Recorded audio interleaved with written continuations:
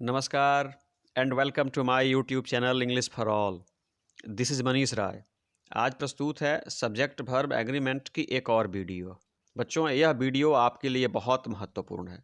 यहाँ पे subject verb agreement के एक ऐसे नियम से हम आपकी परिचय करवाएंगे जो नियम आजीवन आपको हेल्प करेगा और परीक्षा में बेटर स्कोर करने में मदद भी करेगा। तो बच्चों, आइए इस नियम को देखते हैं।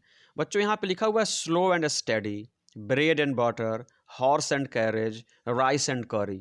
अक्सर बच्चे इस प्रकार के सब्जेक्ट्स को देख करके विचलित हो जाते हैं और प्लूरल वर्ब का प्रयोग कर देते हैं। बच्चों, आप ऐसा ना करें।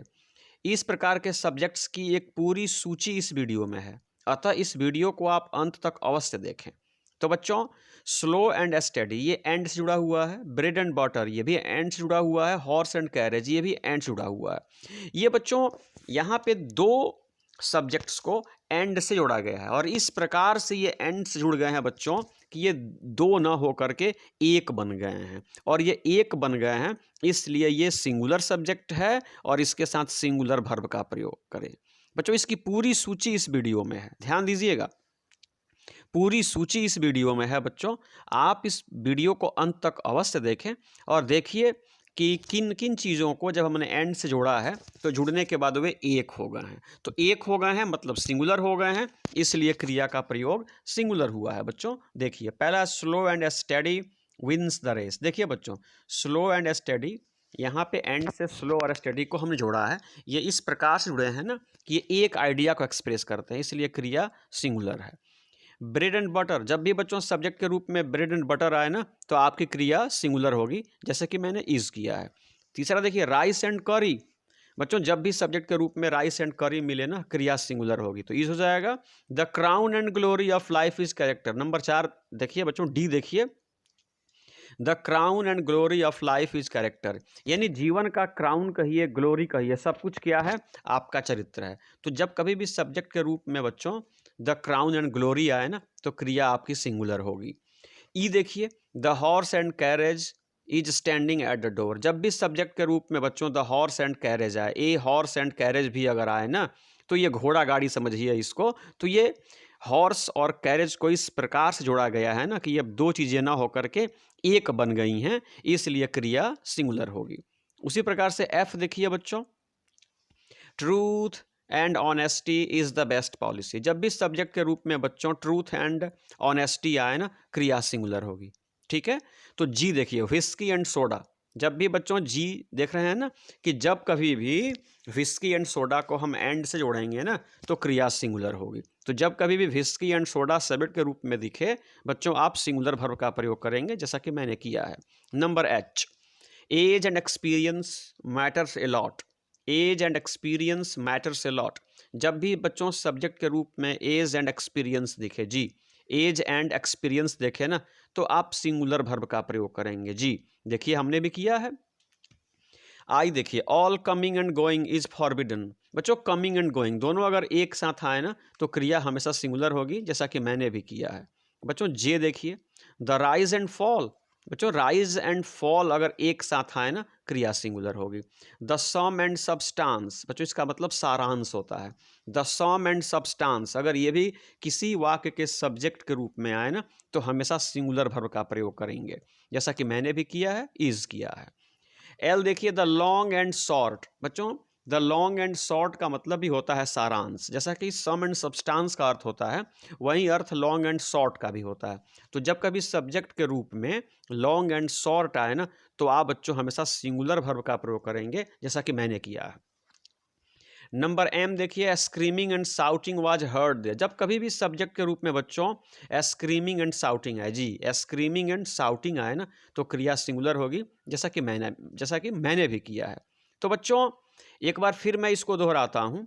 जब कभी सब्जेक्ट के रूप में स्लो एंड स्टडी आए, ब्रेड एंड बटर आए, राइस एंड करी आए, द क्राउन एंड ग्लोरी आए, द हॉर्स एंड कैरेज आए, ट्रूथ एंड ऑनेस्टी आए, विस्की एंड सोडा आए, एज एंड एक्सपीरियंस आए, ऑल कमिंग एंड गोइंग आए, राइज एंड फॉल आए, सम एंड सब्सटेंस आए, लॉन्ग एंड शॉर्ट आए, स्क्रीमिंग एंड साउटिंग आए, तो हमेशा आंखें मूंद करके बच्चों आप सिंगुलर वर्ब का प्रयोग करेंगे। और आज की वीडियो का ये दूसरा नियम है बच्चों, ध्यान से देखिएगा। यहाँ पे दो सिंगुलर सब्जेक्ट्स को बच्चों एंड से जोड़ा गया है। देखिए यहाँ पे ए में मैन को और वुमन को एंड से जोड़ा गया है। आप समझिए कि जब दो सिंगुलर सब्जेक्ट्स को बच्चों एंड से जोड़ते हैं ना, और उन दोनों के पहले ईच आए, एवरी आए या नो आए, जी यदि दो सिंगुलर सब्जेक्ट्स को, जैसे कि मैंने यहाँ पे मैन और वुमन को जोड़ा है, और इनमें से प्रत्येक के पहले ईच आए, एवरी आए या नो आए, तो याद रखिएगा बच्चों, क्रिया हमेशा सिंगुलर होगी। क्या होगी? सिंगुलर होगी। कब? जब दो सिंगुलर सब्जेक्ट्स को एंड से जोड़ेंगे और उनके पहले ईच आए, एवरी आए या नो आए ना, क्रिया सिंगुलर होगी। समझिए, no man and no woman was found there, यानी वहाँ पे न तो कोई पुरुष और न ही कोई महिला, मतलब वहाँ कोई पुरुष भी नहीं था, वहाँ कोई महिला भी नहीं थी। देखिए बच्चों, every man and every woman, देखिए यहाँ मैन और वुमन को हमने एंड से जोड़ा है बच्चों, और दोनों के पहले क्या आ गया? एवरी। तो जब दो सिंगुलर सब्जेक्ट को एंड से जोड़ेंगे और उनके पहले नो, ईच या एवरी आ जाए ना, तो क्रिया सिंगुलर होगी, जैसा कि यहाँ पे इंजॉयज देख रहे हैं आप। उसी प्रकार से सी लीजिए, each day and each night, यहाँ पे बच्चों डे और नाइट को हमने एंड से जोड़ा है, और देखिए नाइट के पहले भी ईच है और डे के पहले भी ईच है। तो जब दो सिंगुलर सब्जेक्ट्स एंड से जुड़ते हैं ना, और उन दोनों के पहले ईच, एवरी और नो में से कोई एक भी आ जाए ना, तो क्रिया सिंगुलर हो जाती है। देखिए यहाँ पे हैज हो गया। उसी प्रकार से नंबर डी देखिए, कह रहा है कि each book and each copy. देखिए बच्चों, यहाँ पे हमने कॉपी को और बुक को एंड से जोड़ दिया है, और दोनों के पहले क्या आ गया है? ईच। तो दोनों के पहले ईच आ जाने से बच्चों क्रिया हमेशा सिंगुलर होगी। तो ये चार उदाहरण इसके थे कि दो सिंगुलर सब्जेक्ट्स को जब एंड से जोड़ते हैं ना, और उन दोनों सिंगुलर सब्जेक्ट्स के पहले ईच आए, एवरी आए या नाइदर आए, सॉरी ईच आए, एवरी आए या नो आए, तो क्रिया हर स्थिति में सिंगुलर होगी, जो इन चार उदाहरणों से प्रमाणित हो रही है। और आज की वीडियो का जो ये अंतिम नियम है बच्चों, ये ध्यान से देखिएगा। ये कह रहा है कि if two singular subjects joined by and are preceded by articles they take a plural verb. गौर कीजिएगा बच्चों, यहाँ पे दो सिंगुलर सब्जेक्ट्स को हमने एंड से जोड़ा है। देखिए यहाँ पे बच्चों पोएट है और यहाँ पे टीचर है, और इसको हमने जोड़ा किससे है? एंड से।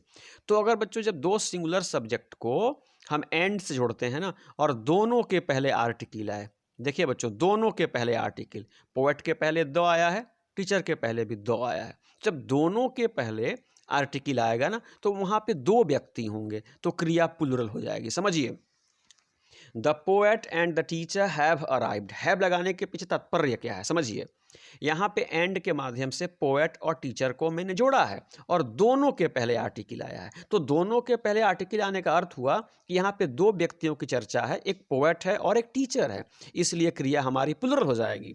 लेकिन देखिए बच्चों, ठीक इसके नीचे द पोएट एंड टीचर, यहाँ पर भी एंड के माध्यम से टीचर और पोएट दो सिंगुलर सब्जेक्ट को मैंने जोड़ा है, लेकिन आर्टिकल सिर्फ एक के पहले है, सिर्फ एक के पहले है। तो जब आर्टिकल एक के पहले है ना, तो यहाँ पे एक ही व्यक्ति की बात होगी। वही व्यक्ति पोएट भी है और वही व्यक्ति टीचर भी, यानी एक ही व्यक्ति कवि भी है और शिक्षक भी है, आ चुका है। तो बच्चों यहाँ पे एक व्यक्ति की चर्चा है एक आर्टिकल के होने से, इसलिए क्रिया सिंगुलर हो गई, और ऊपर में दो आर्टिकल आने से दो व्यक्तियों की चर्चा है, इसलिए क्रिया प्लूरल हो गई। उसी प्रकार से देखिए, a black and a white cow are grazing there. बच्चों यहाँ पर देखिए एंड के माध्यम से हमने यहाँ पे काऊ है ना, तो यहाँ पे दो गायों को, एक ब्लैक है और एक व्हाइट है, उसको हमने एंड से जोड़ा है। तो देखिए बच्चों, यहाँ पर भी आर्टिकल है और यहाँ पर भी आर्टिकल है, तो दोनों सिंगुलर सब्जेक्ट के पहले आर्टिकल है ना, तो यहाँ पे हम दो गायों की बात कर रहे हैं, एक काली है और एक सफ़ेद है, इसलिए यहाँ पे क्रिया प्लूरल हो गई। लेकिन यहाँ देखिए, a black and white cow is grazing there, यानी यहाँ देखिए बच्चों, केवल ब्लैक के पहले ए का प्रयोग हुआ है, लेकिन व्हाइट के पहले यहाँ पे कोई आर्टिकल नहीं है, मतलब एक गाय की चर्चा हो रही है। वहीं गाय काली भी है और वहीं गाय उजली भी है, वहाँ पे चर रही है, यानी वहाँ पे एक गाय चर रही है, वहीं काली भी है और वहीं उजली भी है, इसलिए क्रिया सिंगुलर हो गई। कहने का मतलब है कि जब दो सिंगुलर सब्जेक्ट्स को एंड से जोड़ते हैं ना, और दोनों के पहले आर्टिकल्स आए, तो आप उसको प्लूरल सब्जेक्ट्स मानेंगे और प्लूरल वर्ब का प्रयोग करेंगे, जैसे कि यहाँ पे ए और यहाँ पे बी से प्रमाणित हो रहा है। अगर दोनों के पहले आर्टिकल नहीं आए ना, तो आप उसको सिंगुलर मानेंगे और उसके साथ सिंगुलर वर्ब का प्रयोग करेंगे, जैसा कि यहाँ पे और बच्चों यहाँ पे है। तो ये थी आज की वीडियो बच्चों। इसमें 3 नियम समझाने की कोशिश की गई है कि पहला है कि bread and butter, rise and fall, age and experience, truth and honesty. यदि ये सब्जेक्ट के रूप में आए ना तो क्रिया हमेशा सिंगुलर होगी। इसको बच्चों याद कर लेंगे आप लोग। नियम नंबर 2 कहता है कि 2 सिंगुलर सब्जेक्ट्स को एंड से जोड़ते हैं ना, और दोनों के पहले ईच, एवरी या नो आए तो क्रिया सिंगुलर हो जाती है। और आज का ये तीसरा नियम कहता है कि जब 2 सिंगुलर सब्जेक्ट्स को एंड से जोड़ते हैं ना और दोनों के पहले आर्टिकल हो तो प्लूरल वर्ब का प्रयोग करें, एक के पहले आर्टिकल हो तो सिंगुलर वर्ब का प्रयोग करें। तो आज की यह वीडियो आपको बच्चों कैसी लगी अवश्य बताएं। अगर अच्छी लगी तो चैनल को सब्सक्राइब करें, वीडियो को लाइक करें, अपने मित्रों से भी शेयर करें, अपने सुझाव भी दें, और इस वीडियो को समाप्त करने से पहले मेरे साथ बोलें जय हिंद।